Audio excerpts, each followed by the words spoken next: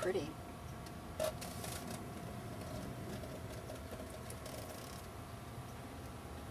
Could have been a more glorious day, but... No, it's nice.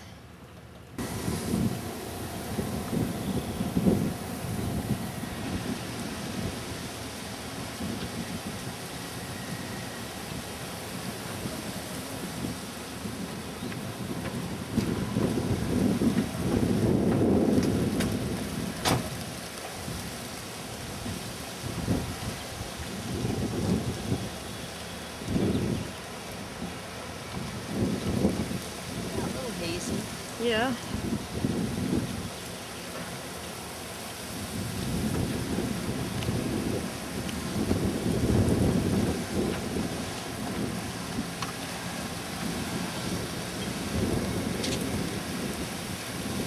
And where is your boat, Willie? We're going to go all the way down the ramp and I'm at the very end. Oh, okay.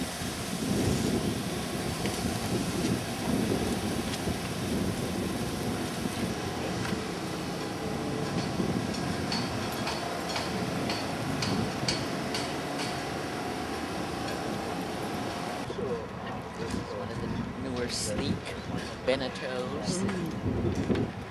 Not exactly a racing yacht, but very comfortable for family. I just noticed we're moving, Willie. You must notice it a lot when you're trying to have this gyroscope yes. type action. Yeah. Cruising. Uh-huh. Power boats for fishing, smaller little fisher boats.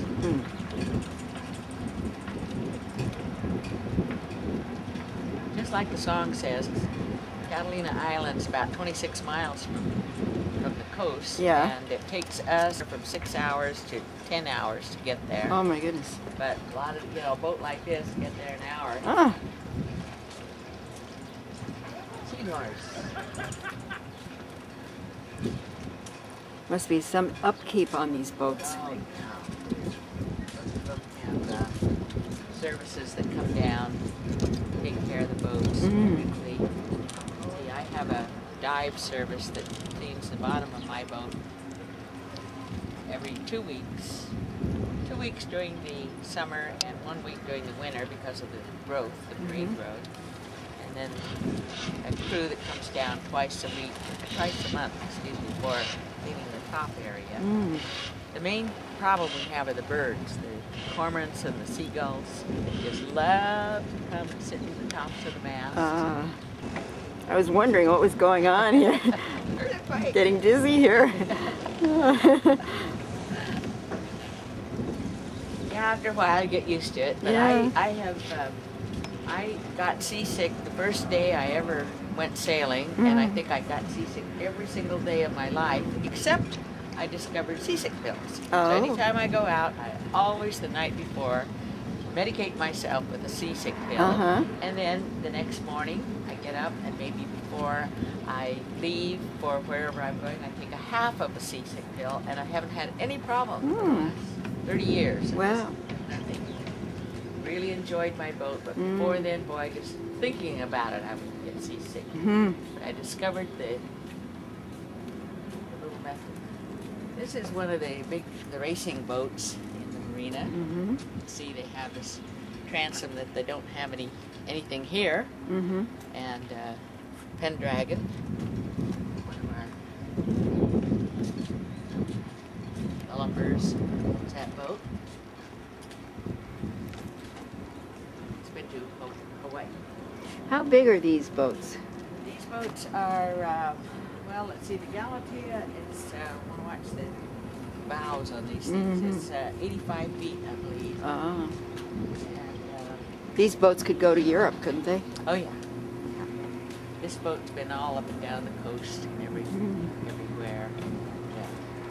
These are all world-going. I mean, granted, it'll take them quite a bit of fuel to do it, but they can do it. Done digging, but for the most part, they're just really comfortable cruising boats to Catalina and maybe down to San Diego. And Mexico. Yeah, Mexico, exactly. Yeah, Mexico is the big destination. Absolutely right.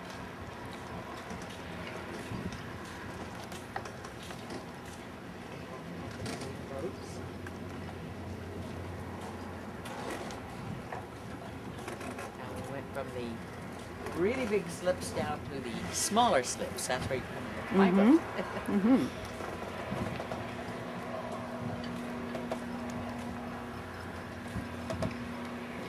It's amazing to me that these walks that we're on are concrete, and yet they move. Move and just a little bit. Still gotta get some work done on that boat. Yeah.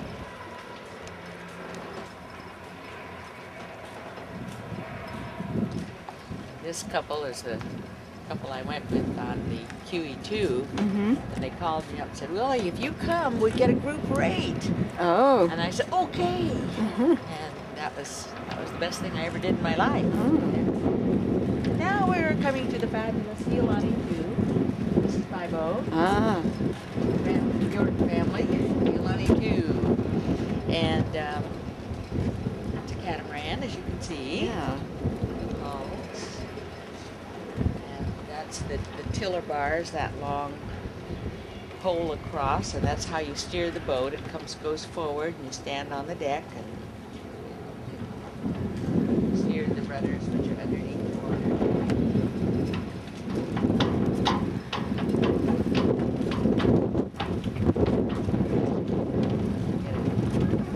View from this side, and it's a light and lively. You can see how it just likes to rock. It's a light and lively boat.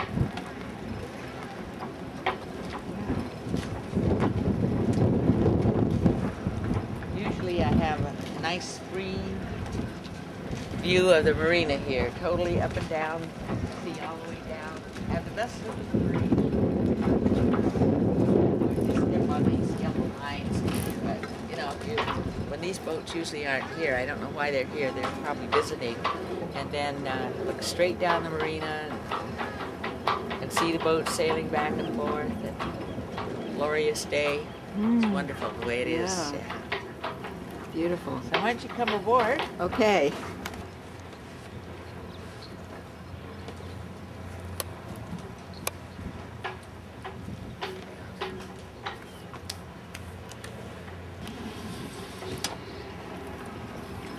We made the covers, and this, you know, let your head come down. A lot of the friends use it if they want to go to Catalina. It's just a good, serviceable little boat. Get over here and have. Oh my God! Look at the beer and my the goodness. Cokes. And, Oh. Would you like a Coke? We have a Diet Coke. Oh no, thank you. Well, the refrigerator's off. It's not that cold. The back of the refrigerator is not working at all. I met my wonderful husband. Yeah.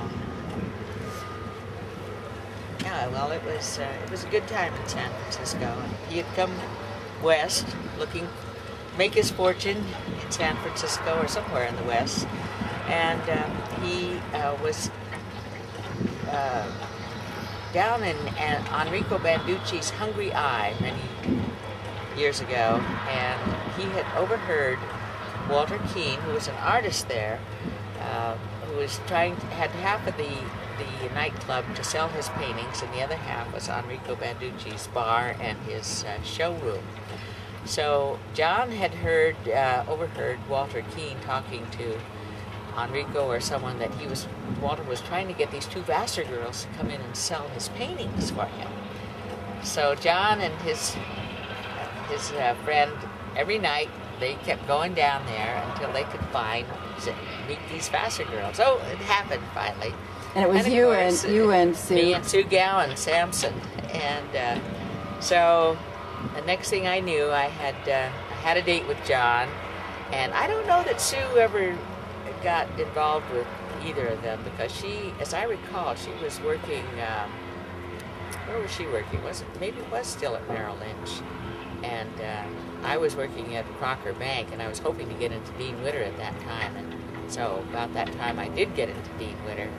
And I always tell this story because I say, well, it depends upon whom I'm talking to, whether or not I say I met my husband at a bar or did I meet him at an art gallery. And so John and I dated for a couple of years and tied the knot, came down here, started our family, bought our boat. And it was during the recession, and my husband had been transferred down here with Massachusetts bonding, but during the recession, that folded, and he got a job at NBC and worked there for a while. But then the Marina was opening, and he had loved to sail in Virginia and Greenwich, Connecticut, and in Maine, up in Frenchman's Bay. So when we got down here, he said, "Let's start our own business," which is what we did, and we've been here ever since. So it's been a good life, and I learned everything from him, and he, through osmosis, and he taught me everything. He was a very meticulous, sort of a pedantic type teacher.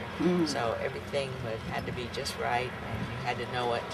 And it didn't matter if you thought you knew something, he always started you from scratch. And it drove everybody else crazy, but in the long run, anybody who stuck with the learning process with him was so happy, because then they knew everything there was to know. Especially some of our earlier employees who learned sailmaking and such. But yeah, that was good. And here I sit on this boat that my daughter and I finished after my husband passed away very suddenly, and we've enjoyed it. We do our booze cruises. We're going to probably go on one this Saturday, and we'll just go take this out, go outside, sail around. The weather, hopefully the wind will be like this, and the boat will be nice and lively, and we'll just sit around and chat and drink beer, and, kick back. Sure. My son is in San Francisco, and he sails up there, and I occasionally see him. He'll come down, and we'll just kind of talk. But neither of my children is married, and so I don't have any grandchildren. I have plenty of time to do other things.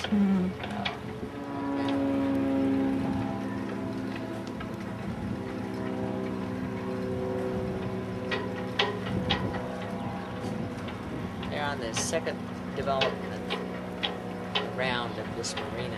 I don't know if you can see, Jeanne, but down, you see the cranes coming out of that area down there? Yes. That all used to be apartment buildings just like that. Really? What did they just tear them down? And they're tearing them all down now because the marina's getting old, and I mean, it's 40 years. I mean, they call it 45 years old now, and so the redevelopment is going on, and there's a section over here that now is, they have it's not, what they call it, a low income, but it's really not a low income. There's some technicality about it, and it's still high rent, but there are a lot of seniors over there now. And then where they have the cranes on the other side, they tore down all of the apartment buildings and are putting up newer apartment buildings, smaller, unfortunately, but the boat slips will be bigger, but there won't be as many because people are going to, I think it's the demographic that's driving this, they're going to bigger boats and power boats. Not many people are getting into sail as much, and so all the little sailboats, they're putting on land and hoping to have different kinds of hoists for even the larger big sailboats, but they'll still sit on land for their, instead of being in a water berth. I guess that's okay, but there'll always be berths for big sailboats, and fortunately it gets to be an economic war, shall we say, as to which are going to win out. When I was here in the 60s and the 70s, and so this place was more for singles, apartment dwellings. Yeah, that's right. Yeah. It's a big single scene here. Big swinging singles. Well, it's kind of gone now to where a lot of those people are a lot older, and the boomers are now into their really huge dollar-making time and dollar-spending time. So it shows, I think, in a lot of these big boats. Yeah. Families, not so many swinging singles at all. And there's nobody to replace them. No one to replace them that I know of, anyway. I haven't. What happened? Yeah, where'd all the new generation? What are they up to? Yeah, what happened to that generation? The new generation is. I keep reading that they're pretty conservative. That may be good. Some people did not want to support Vassar because they thought it was too liberal. And it seems to me I remember something like that many years ago, oh, maybe at least 10, maybe 20 years ago, that there was some kind of controversy about that. Did you ever hear that? I heard that was why, but I never understood, I never saw the liberal side of Vassar as what I would have defined as, well, way back in my days, pinko, and where there was a leaning towards anti-democracy. I never saw anything of that at Vassar. And I think the only thing I heard after men came in was that, you know, it would appeal mostly to gay men. And yeah, I'd if heard you that. could call that liberal, that's as close as I could figure out. But I never saw that come to pass either. I mean, all the young men that I ever saw go to Vassar were 100% young men. And and I'm sure in any society, I think, especially with the gay marriage situation up.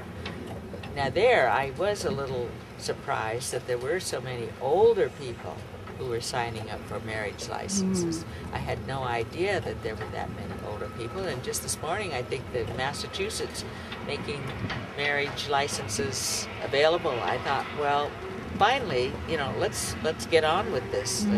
If that's the way the world really is, then let's keep on doing things like that and let people have their own lives. Let them live the way they really, really want to live. I know I do, and hopefully I'm not trampling on anybody else's rights or feelings or economic whatever, and I don't think most gay people do either. If anything, they add to the economy, and they make life more interesting. Certainly, I haven't practiced religion in a long time, so Did you have a religion? I was raised Catholic when I was, up until I was about 12, and for some weird reason I rebelled at that time, mostly because I didn't like giving money, which was hard-earned in my family. I didn't like giving money to buy a red carpet for the bishop in Mission Dolores in San Francisco, and I said so, and I was told I would go to hell. Rot.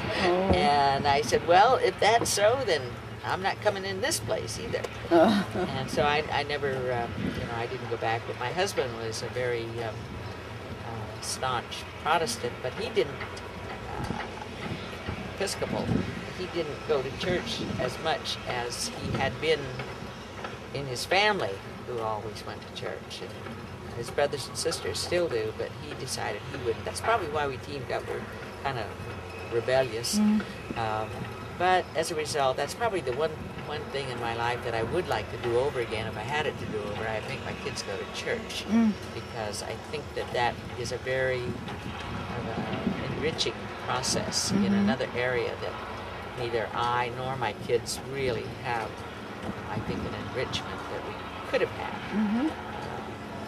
So, but that, as I say, because of that, then I don't have as much a religious fervor towards being anti-gay or pro or that type, pro-abortion, anti-abortion and such. I was going to be a pre-med major. I was a pre-med major, majored in physiology, and I happen to think that, if a woman can't have a child or doesn't want to have a child, that has to be made, that decision has to be made by her, and there has to be action taken at some point on that.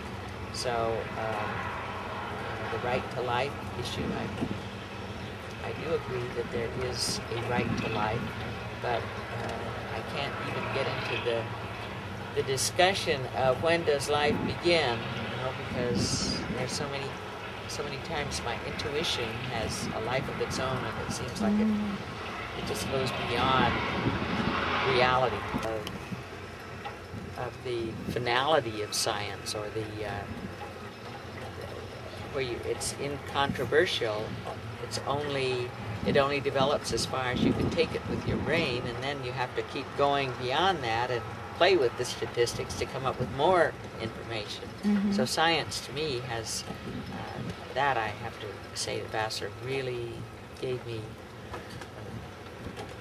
opened an aspect of thinking that I would not, I don't think, have entered into had I not had that formalized training. And it just kind of goes along with, you know, in retrospect, once again, what would I do if I had to do it over? And they're just try to open myself to more teachings and more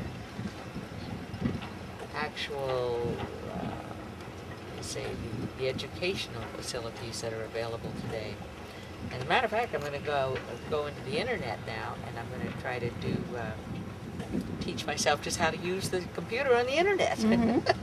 But I mean, that kind of thing is just unthinkable when we were growing up. I know. You know, it's just so wonderful to be alive in this kind of atmosphere, and this knowledge and technology just makes life so much easier. Yes. So much easier.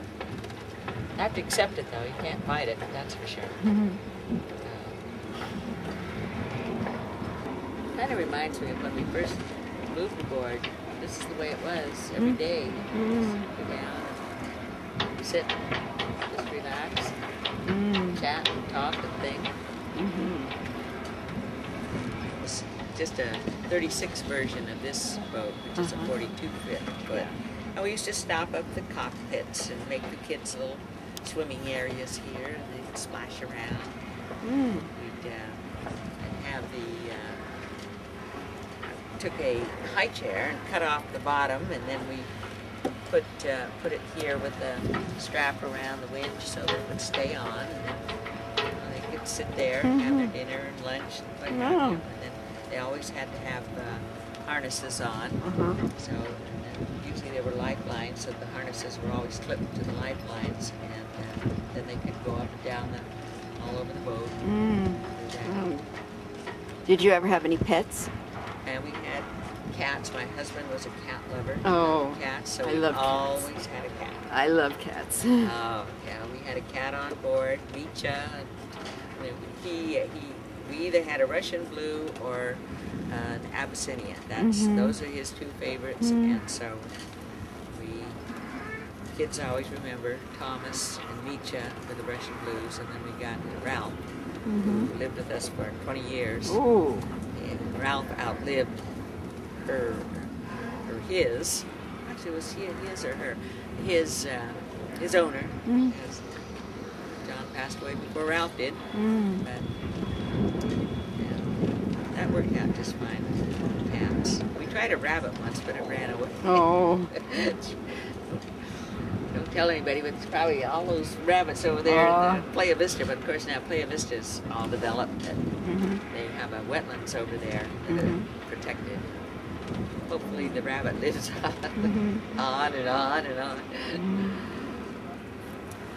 Ralph was a special member of the family. Cats are so affectionate. They sure are very affectionate. Goodness. Yeah.